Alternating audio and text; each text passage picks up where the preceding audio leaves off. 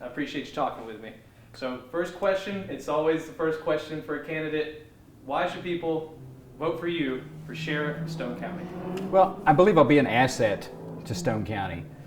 If I didn't think I was going to be an asset to Stone County, I wouldn't be running, and I wouldn't be asking for the job. I've been in law enforcement for about 21 years here inside Stone County, and I have a vested interest here. My family is here. My wife works here in the county, and we've had the privilege of being Stone County citizens for 21 years, and I have a passion for law enforcement.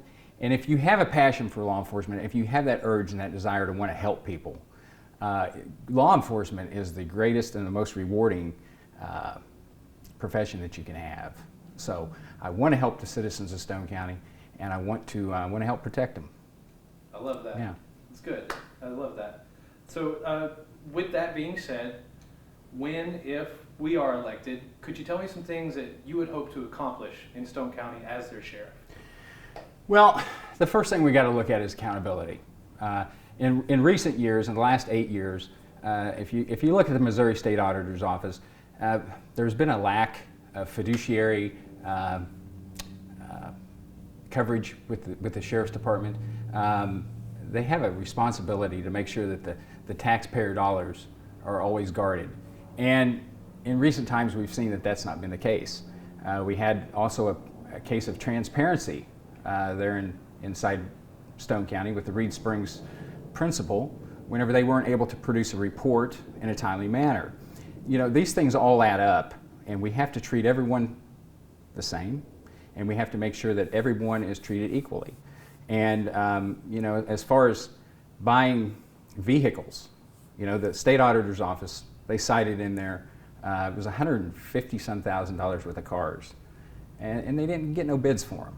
Now, whenever I buy my purchases, I'm always going to look for the best price, and so in this case, that didn't happen.